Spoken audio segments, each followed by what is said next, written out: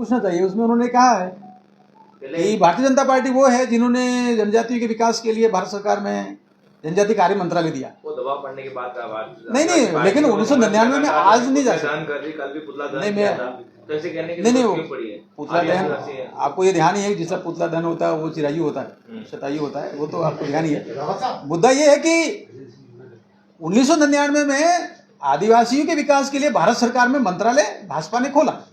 ये अटल सत्य का मतलब ये कि अटल जी उस टाइम थे, उन्होंने बनाया था। दूसरा, 2003 आते आते संविधान में संशोधन करके राष्ट्रीय अनुसूचित जनजाति आयोग बनाया भारत सरकार में, बहुत पावरफुल बनाया। उनका मंत्री जो उनका चेयरमैन होता है वो कैबिनेट मंत्री के दर्जे का होता है।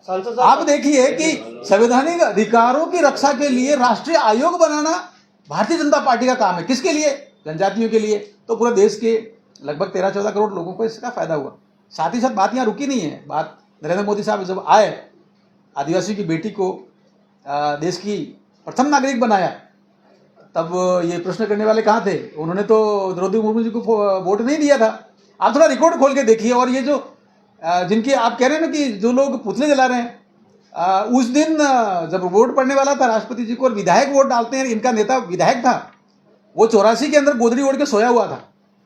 उसने इतनी भी शर्म नहीं है कि एक वोट का अधिकार का प्रयोग करना चाहिए। विरोध को दो, लेकिन गोदरी ओढ़ के तो नहीं सोना चाहिए था। और ये आदिवासियों का अपमान नहीं सहेगा हिंदुस्तान, ऐसा बोलना चाहिए ना समाज को। मुझे लगता है ये भी बात है। लेकिन 2 योजनाओं का मैं आपको एक थोड़ा संकेत कर देता हूं। जनजाति क्षेत्र के, अनुसूचित क्षेत्र के जो गांव का विकास करने के लिए धरती आबा जनजाति उन्नत ग्राम अभियान नरेंद्र मोदी जी ने चलाया। आंकड़ा की तरफ आप ध्यान देंगे, 63,000 गांव हैं पूरे देश के, और उन 63,000 गांव में सैचुरेशन लाना। सैचुरेशन का मतलब जिसको जितना देना सब कुछ दे दो। 25 योजनाओं को 100% देने की बात कही है, सैचुरेशन, संतृप्ति जिसको बोलते हैं। और बजट कितना है? 79,000 करोड़। कभी आज़ादी के पहले मतलब जो लोग विरोध करते हैं उनको थोड़ा 79,000 करोड़ उसे बिंदी लगाएंगे तो मुझे लगता है सुबह से शाम हो जाएगी, वो गणित उनको आने वाली नहीं है। ऐसा ही प्रधानमंत्री जनधन योजना एक बनी है जिसमें 24,000 करोड़ रुपया है, और उसमें भी बहुत काम हो रहा है। काम बहुत तेजी से हो रहे हैं। इनके पास मुद्दे नहीं है, ये केवल शब्दों को पकड़ते हैं और कोशिश करते हैं कि शायद जिंदा रह जाएं।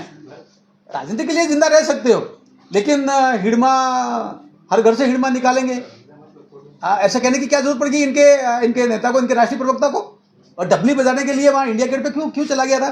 नक्सलवाद के फेवर में क्या? नक्सलवाद तो विकास विरोधी है, आदिवासी विरोधी है, लोकतंत्र विरोधी है, संविधान विरोधी है, चाइना का अप्रोच है, बाहर का अप्रोच है, पता नहीं किस किस का है।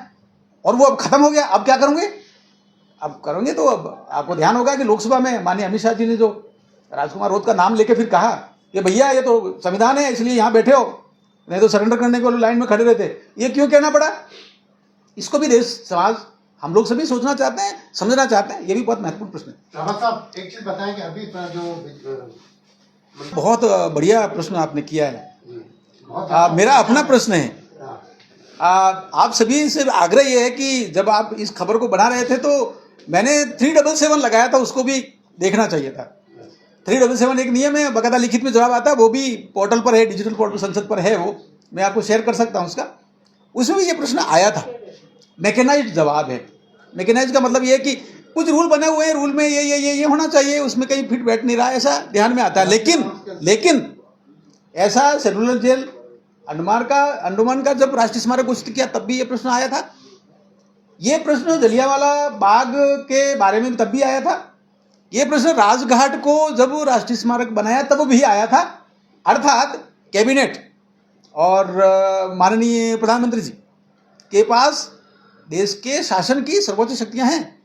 मुझे लगता है उस दौरान वहां परीक्षण होने जैसा विषय है, चल रहा है, समय के साथ चीजें बताएंगे। लेकिन ये जो आधे अधूरे तथ्यों के आधार पर बात करना, ये घातक है, नहीं करना चाहिए। पूरी बात यह है कि नरेंद्र मोदी जी 1 नवंबर 2022 को मानगढ़ धाम आए थे और राजस्थान के तत्कालीन मुख्यमंत्री अशोक गहलोत साहब ने, जिसको बोलते हैं राजस्थान में रायता बिखेर दिया। तो बिखेर दिया, क्या करना चाहिए, सब लोगों की भावना है, जो करके श्रेय की राजनीतिक की कोशिश की, और जो विषय है और जिस विषय को कमजोर करने की कोशिश की वो आप सभी के सामने है। ऐसा ही 2024 में महामहिम राष्ट्रपति महोदया वहां आई है, ऐसा कभी नहीं हुआ पहले। और वसुंधरा राजे जी की जब राजस्थान में सरकार थी तब मानगढ़ धाम के शहीदों को समर्पित, गोविंद गुरु जी महाराज को समर्पित वहां पैनोरमा बनाया, बहुत अच्छा बना हुआ है। तो तोड़फोड़ किसने की थी? बीजेपी के लोग वहां जाके तोड़फोड़ क्यों करते हैं उस पैनोरमा में? ये प्रश्न भी हम लोगों को ध्यान में रखना चाहिए, ये पूछना चाहिए। लेकिन मन में भावना है और वहां जो तत्व हैं सारे के सारे राष्ट्रीय तत्व हैं, इसलिए राष्ट्रीय स्मारक, राष्ट्रीय महत्व की बातें, ये लोकतंत्र बहुत महत्वपूर्ण है। ये विषय हम सभी का है, ये विषय माननीय नरेंद्र मोदी साहब का है, ये विषय समाज का है, ये विषय आगे बढ़ेगा, एक उचित कालखंड आएगा, कुछ अच्छा होगा, कुछ बड़ा होगा, ऐसा मन में भावना आती है, ऐसा मैं कह सकता हूँ। लेकिन आदिवासी हिंदू नहीं, ऐसी राजनीति करने वाले लोग वहाँ जाते हैं और जो आदिवासियों के पावन स्थान है, जहाँ पर आप देखिए धूनी है, यज्ञ का स्थान है, महाराज जी वहाँ बैठे हैं, भक्ति पंथ है, पूर्णिमा का दिन है, और शहादत को दिल्ली में हमारी कलम है, दिल्ली में हमारी कलम है का मतलब राष्ट्रीय स्वाधीनता का प्रतीक है। वहाँ इस तरह की चीज़ों को अपमान करने वाले, महिलाओं और युवाओं को अपमानित करने वाले लोगों को गंभीरता से लेने की इसमें आवश्यकता नहीं है। लेकिन प्रश्न अच्छा है, प्रश्न वाजिब है, प्रासंगिक है, प्रश्न राष्ट्र का है, वो अच्छी राजनीति इसमें होनी नहीं चाहिए।